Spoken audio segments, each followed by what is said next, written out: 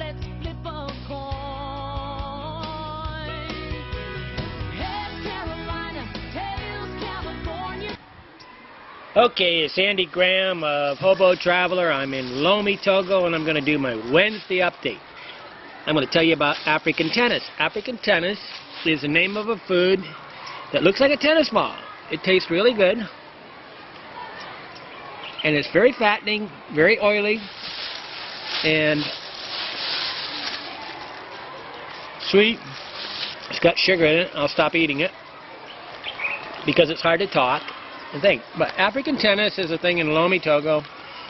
I turned my friend has been here almost 7 years onto it. He's been here quite a few years, and he never had it. I said, how can you miss it?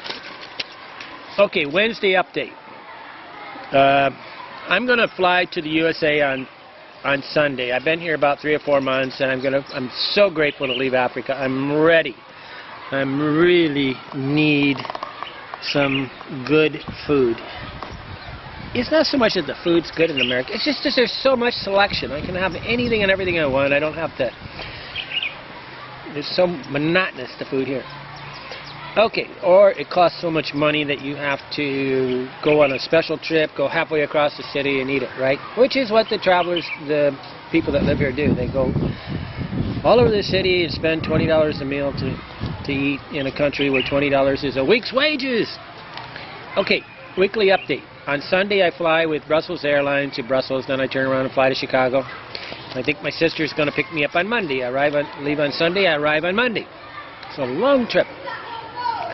Not that long, but it's like going to Thailand. It's going to, you know, there's two stages. Okay, I'm going to return, and I'm debating with Phil on going to Europe, and he's not online enough for me to keep an ongoing conversation, and he's got it so that it's like when he wants to communicate with me, he can, but I can't communicate with him. It's not that he's trying to do that. It's just that he's just not online enough for me to have an ongoing dialogue every day about the trip, and I'm a little frustrated because if I'm going to go to Europe with him, I got to really get him online here. He's a good guy. He's just getting older, right? So we might rent a car, $60 a month, $600 a month, and Roman. I think what I should do is just choose 2 months and go with him to Europe, and then try to find a car while I'm there that I could drive all the way to South Africa by land. My goal is to buy the smallest air-conditioned car and prove that these guys driving these big four-wheel drive overlanders are just idiots. I mean, it's just a macho thing, guys. Africa's flat for the most part. You need something like that maybe in South America, but they don't go in South America because everybody gets robbed, right? They go to Africa, but it's safe. Okay, the Ask Andy show. Somehow I think I'm cutting down and making this into a daily show. It's called Ask Andy, and what's the value of me? I'm an expert on travel, real estate, and how to be happy.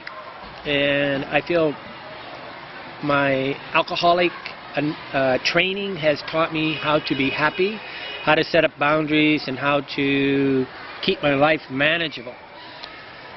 Which, after 58 years, you think all of us would be in control of our life. But you see 58 years old people just whinging about their being too busy. I'm sitting there going, how stupid can you be? You're 58 years old and you can't even figure out how to stop being busy? Oh, stupid. Well, it's not really stupid. You need somebody that, what you do is you go talk to everybody that's saying, I'm busy, and you all work together and you basically just promote it, right? So you get good at, nobody wants to say that's not the goal. The goal is to be in control of your time in your life. And you can always tell people that are not in control, they're complaining about their time. I have way too much time. I just have an overabundance of free time, and it's really difficult to keep busy sometimes. Okay, so the Ask Andy show, you write an email and you ask my questions about anywhere on the planet. I've been to 90 countries, traveled perpetually for 16 years, and I have an opinion on every country on the planet. That's a pretty big statement. I really have met people from everywhere on the planet. I Very few places. Where's that place off the coast of thing? I always remember the place called Brittany. It's a little, I don't know, enclave or something off of France. It's like, you're from Brittany. Okay, I'm supposed to know that? It's really small. There's enclaves. Enclaves are just little areas within inside a country.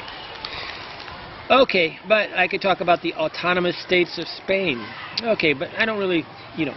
I also have started 2 more channels, and I want you to realize that when I get monotonous about talking about one subject, I try to break it off into another channel. YouTube just recently gave me that. So I have one called Invest Money Abroad, which is going to deal like with how to make money traveling.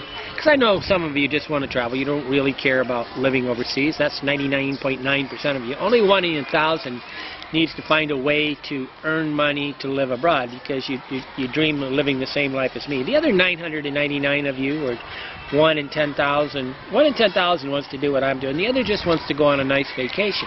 And I understand that. So I split it off into the people that are hobos. Hobos went looking for a job. They weren't bums.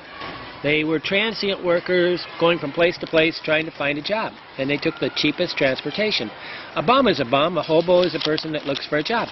A tramp travels but don't look for a job. So he's like a bum that travels.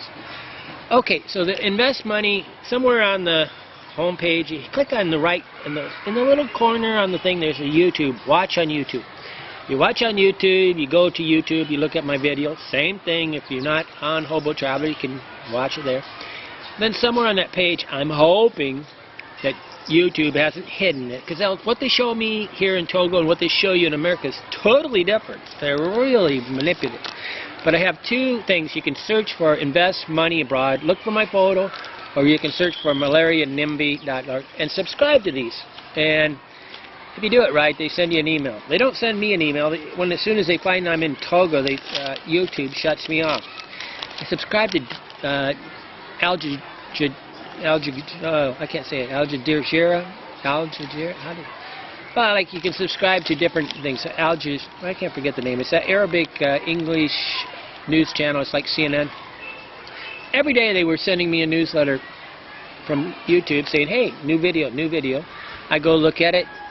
I was happy. 3 days later, they unsubscribe me. I go subscribe again. They do it for 3 days. Every time they figure out that they're serving to a country that doesn't serve advertising, they stop. Hey. Okay, but I have 2 other channels, Invest Money Abroad and Malaria NIMBY. Malaria not in my backyard. One person subscribed to the malaria. I mean, obviously, nobody in America is interested in that. So I really needed to separate that off quicker and get it off the thing, because I'm annoying people. I don't want to annoy you. I want you to make you happy. So that's the reason why answering your questions is good. I have to be real careful, because some of you ask some really esoteric, off-the-wall. You think the world revolves around you and nobody else on the planet cares about it. Okay. I right now am trying desperately to switch over from funding this thing with any kind of advertisement where you click on it. I don't control this. So you guys buy a lot of stuff that I really would never recommend, because it's on the side.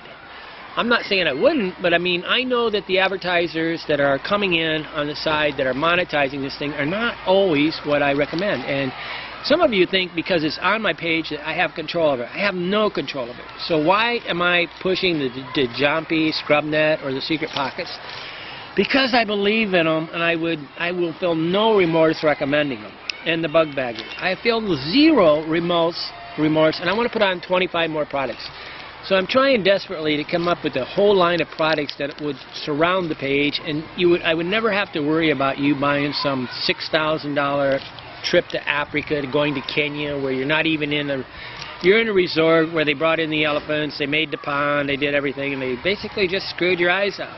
And they do that. There's resorts that are the destination. I mean, in Iquitos, Peru, you could get the jungle trip for $40 a day, or you could come through an American-based one and pay $200 a day. Hey, same trip, different price, right? I want you to get the best value, and I want the advertisers on my website. So I'm trying to get advertisers that are my own company and my own stuff, so that I know that what you're buying is good. But it's hard. I need to get 20 or 30 products. These are products I believe in. Okay, I want to tell you about a very good question. It's finally somebody's got off this African thing. I've traveled for 16 years, went to 90 countries. I know a hell of a lot. I spent a year in Europe. I spent 5 years in South America. I spent about 5 years in Southeast Asia. I've been to Tibet. I've been on the Amazon River. I've been all around the place. Just because I'm in Africa doesn't mean I'm like you, that I'm only on one trip.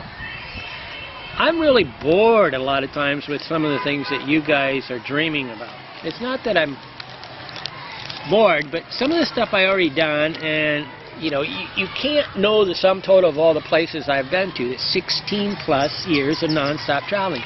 That's like you going on vacation for 52 times in a year, 52 times 16. What's that? I don't know. 600 vacations. Then you suddenly somebody asking you about one vacation. They think that I'm here, so all I know about is Togo. I know about Ghana. I know about Benin. I know about Mali. I know about Burkina Faso. I know about Senegal, Kenya, Rwanda, Burundi, Tanzania, Morocco, Egypt. That's Africa. I know about Spain. I know about Germany. I've been to Germany 2 times. I've been to France. I've been to England 2 or 3 times. I've been to Lithuania. I've been to the Baltic States. I don't like to be in Europe. Not because I couldn't enjoy Europe. It's just that for me to truly enjoy Europe, I need $500 a day or $1,000 a day. It's a place where trying to be economical and it becomes very difficult because they're tricky. They're really tricky. They don't have enough housing and hotels in Europe, and everything can be completely booked for the whole city. And it's like inbred. They like that because they can keep raising their prices and raising their prices. People have no choice. And they've been in business for 2,000 or 3,000 years, and they really no free enterprise sometimes. I think the European Union is to break that apart. Okay, but Jackie asked a question, and I'm going to answer this real soon. She wants to know some quaint places in Europe to go to. And I really enjoyed the question. I'm kind of mulling it over. It's up in the queue now, and it's going to happen like tomorrow or the next day. But quaint places in Europe. I mean quaint. I mean, that means a lot of things to different people. But Europe's really a beautiful place. It's hard to really get excited and say it's beautiful when they want $100 for this, $100 for that. It's like having a sailboat. You go, yeah, I just spent $300 on my sailboat so I can go out one time on the weekend. You really just have to ignore the amount of money and enjoy it. Okay, I'm going to answer Jackie's question, and there are a lot of quaint. I mean, Europe is full of small little towns. I mean, the hard part for Europe is the transportation. So me and Phil would be renting a car or buying a car and then roaming around, and then we'd jump hotel to hotel and go very, very slow around Europe. And I refuse to go fast, and so I think I'm going to have some rules like 3 days or 10 days in each hotel, just because most of the time when I went to Europe it was like 2 days, 2 days, 2 days, 2 days, and it's not what I call fun travel. Yeah, you've seen a lot, but I was in Riga, Latvia, and a backpacker told me, yeah, I've been to 19 countries in 17 days. He was bragging about it, like counting countries was thing, and that's what they do. They get on the Europass thing and they just count countries, and they act like because they drove the train through the country, they know the country. I spent a month in Barcelona. I spent a month in Europe, in Germany. I spent a month in the Baltic states. I've been to Europe many times and for many different reasons, but it's tough. Spent a month in England. I really like Bristol. I watched, I'll never forget the lady getting milk delivered to her house. They still had milk delivery at the time. Okay, so the Ask Andy question is funded by advertising, but I'm trying to make it into a thing where we're going to sell my books, which will come out here in the next month, The Rules of Travel, plus product. So I'm trying desperately to put, when I go home this time, I'm going to try to put up another 8 products. They're really tough because to source these products takes a lot of work. I mean, and the big kicker is I don't care about money, I only care about complaints. I only want to sell something that I just, when somebody's complaining about it, I just know they're an idiot. And, you know, that's not my problem if they're an idiot. If I sold the good product, I sold the proper thing for travel and the proper thing, and the wrong person buys it, it's not my fault. I truly believe in the products I sell. I'm not going to say they're the cheapest, but I'm standing behind them as being something that I carry with me as a backpacker. I love the Djampi. It's absolutely a wonderful place. Do I want you guys all to come to Lomé, Togo? Hell no, you'd have to be crazy. You'd be overwhelmed to the point where you'd be hiding in your car or hiding in the hotel all the time. This is for people that have somehow emotionally got themselves into a state where they can see stuff that they really don't understand and not go crazy. You go to Europe, why do we go to Europe? Why do we go to England? Because they speak England. Why do we go to Australia? Because they speak English. It's because we need to try to stay closer to our comfort zone. Travel is horribly uncomfortable. If you're not uncomfortable, you're not traveling. I'm hoping you're in a resort, you know, decompressing from 16-hour-a-day workaholic tendencies in America. How to get control of your time in your life. I really want to have everybody realize that somewhere along the line, I'm super organized, and I don't. I try to improve in life. I don't try to. I try to make improvement. I don't try to make leaps and bounds improvement. I just slow, steady improvement. I want residual income. I could care less about $5,000. I want something that's ongoing, steady, and I really like it where I'm making money and sleeping, like Amazon.com or even the website. The website makes money while I'm sleeping. You really don't make any... The bad part about the website is when I'm in Africa, nobody buys advertising for Africa, and Google really punishes me because they want to serve up things only for America. They don't want anything coming in from Africa. They don't want anything coming in from West Africa because this is where, you know, your Nigerian spammers are. So I get punished radically for being a real traveler. I mean, I lose 50% of my income coming to Africa.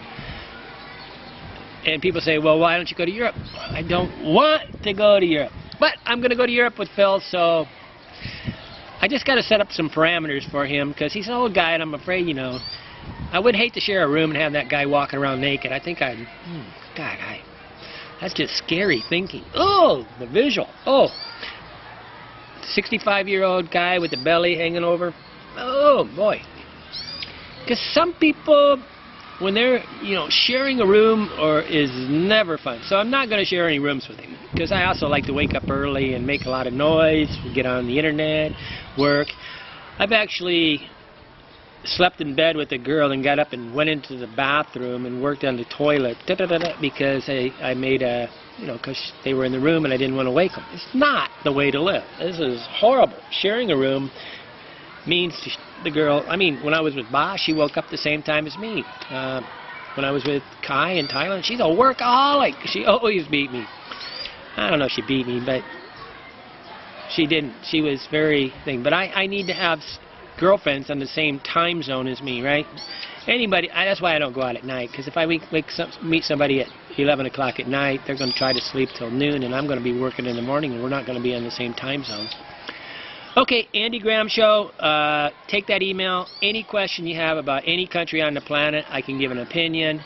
I especially would like to help out the people that are trying to make a choice to retire abroad.